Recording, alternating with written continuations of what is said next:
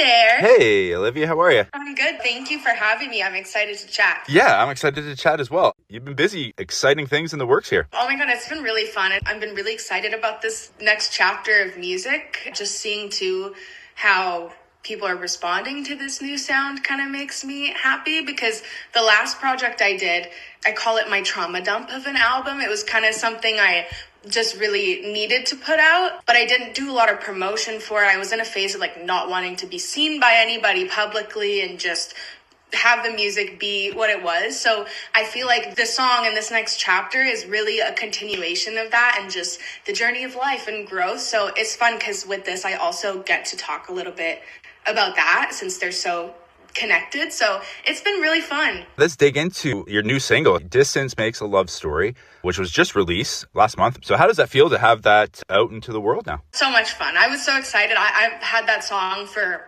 maybe almost a year before everyone else did. And so I like listening to it nonstop. I was just so excited about it. I loved the sound. I loved the story, and putting it out was just really fun. It was so exciting. I love how this track, it really works as both a love story and something more personal. So can you kind of speak to that a bit? I really wanted to write about the journey of, after growing and changing so much in your life and going through some bad things and wondering and missing kind of your past self and wondering if, you showed up now after all the things you've been through, or maybe the things that you put your younger self through, would they accept you now? But we wrote it as a love song because I think I just wanted more people to be able to relate to it. Like my story, I know there are so many people out there who probably do find connection with it, but I feel like I just wanted everyone to be able to put themselves in those shoes. So writing it as more of a romantic relationship between maybe someone from a small town that you left behind felt like a way that I could still tell my story, but please the masses in a way.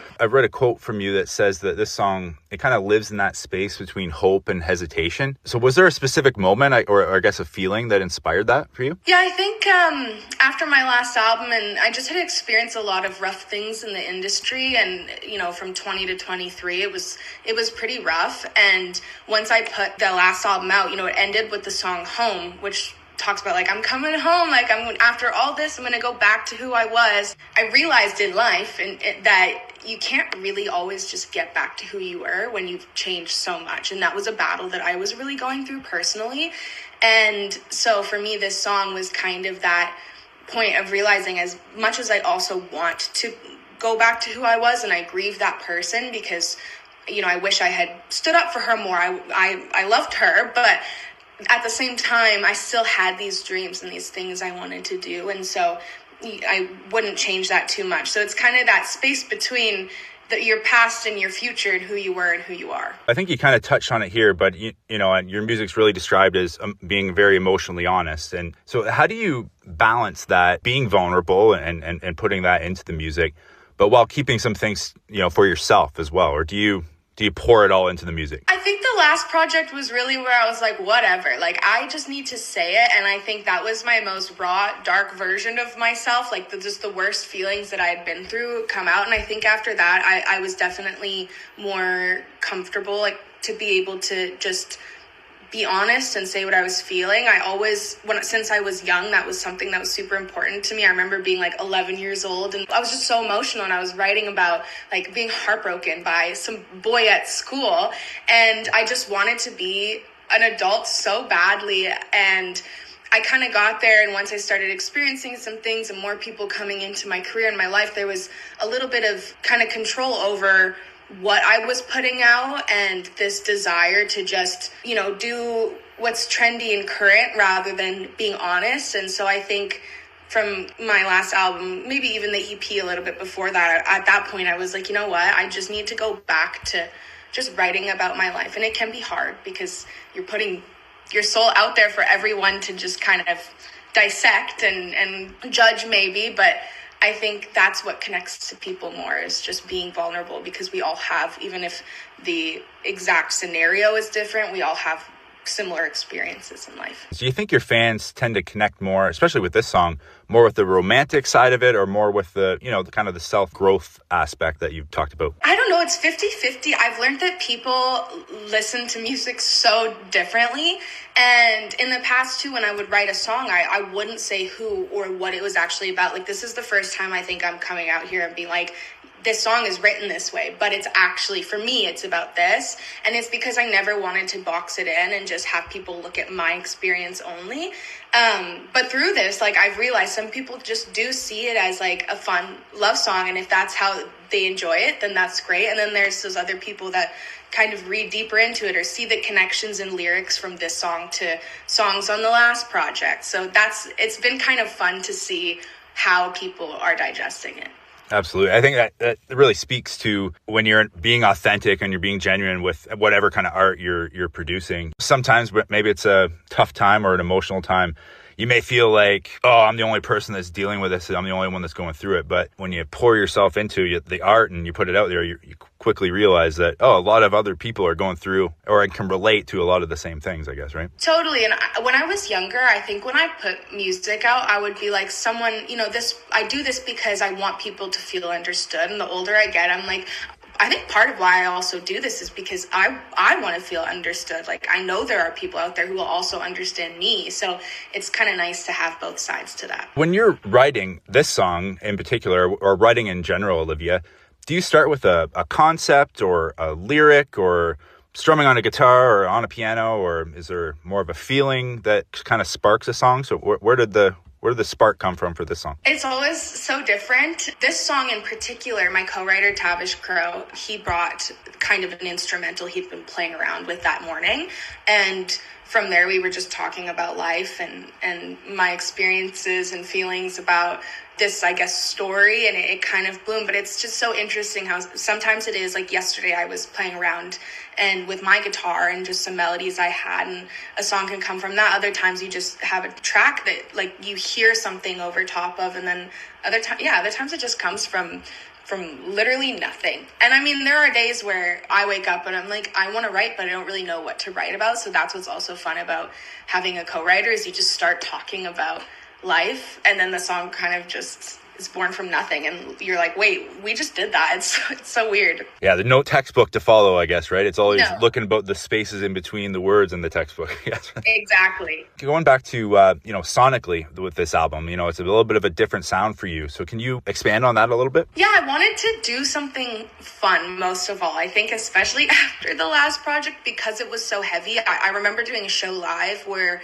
I was just like, this, even for me, like, this is just depressing. Like, I want to also be able to have fun. And luckily there were people there that understood and felt like connected to what I was saying. But I remember leaving that show and being like, whatever I do next, even if lyrically there's still depth to it, which is something I always want, I want it to be fun. And so that was very collaborative between me and my co-writer, but also I call him my co-pilot for this project, because there was one song we had written last year that after we wrote it, I was like, we are doing more than just this one song together. This is something, and we got to keep following it. And yeah, it's like super collaborative, but I have to give him a lot of credit for some of the fun, quirky sounds sometimes that come up, because his brain is just so unique, and there are things that like I wouldn't have pictured putting in a song that he's just like, I think this could be cool. Like, and it works, like saxophone in this one, which I love. Absolutely. So you've been building really a huge audience and building your career and releasing music since you were 13 years old.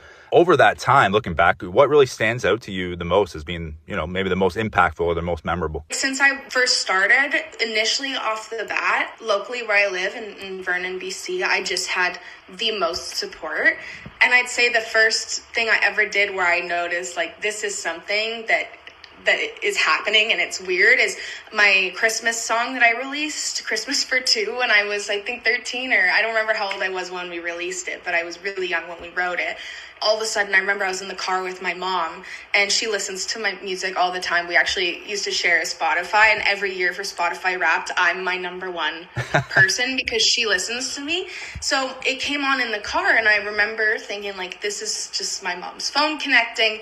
And then at the end of the song, it was like, that was Olivia Penalva on whatever radio station at the time. And I remember, she's driving, and she just hits the brakes, and we're like, what? And I just remember automatically feeling is just in Canada so much support, and I feel like that has been such a huge thing for me throughout my whole career, is just to have that has been so amazing, and it's kept me going and wanting to make more. So that's a great memory that you get to share with your mom. That's amazing. So along the same line, so you've had tons of streams and lots of cool, like great chart moments and that sort of thing. But is there one of those kind of accolades that really stands out to you that, you know, you really want to put up on the mantle or put up on the top shelf kind of thing? Yeah, I think my singles Love Me and Exes, those are the interesting ones, because I'd say that's when I kind of stepped outside and started doing music that wasn't maybe about my life, but was just, it was what it was. I'm proud of those songs. They're not necessarily in the realm of like stories that I want to be sharing with the world right now, but they had so much success charting wise, and I'm always proud of that. Like Exes was the first time that my song charted in the States, which was quite cool. I never had that before. I'd always had great support in Canadian radio, but to see it get out there in the States, and I think it charted top 50, that was kind of crazy for me, because it meant that my music was starting to reach new audiences. And so I would definitely put it up there. I'm super proud of that. So you hinted that Distance Makes a Love Story is part of a bigger project or a bigger concept. So what can you tell me about what's coming next? Ooh, what can I say? Without getting into too much trouble, I guess, right? Yeah. I mean, it's definitely is a part of something bigger coming that I'm so excited. And I guess what I can say, I haven't announced it anywhere, but it's kind of fun, is I have a second single coming out soon. So I'm really excited about that and where it's going to lead to. Well, we'll definitely look forward to that, and we'll stay tuned to oliviapenalva.com for all the updates. Olivia, wishing you all the best, and I hope we get to chat with you again. Well, you've got new music coming out, but thanks so much for chatting with me today. Thank you for chatting with me. I appreciate it.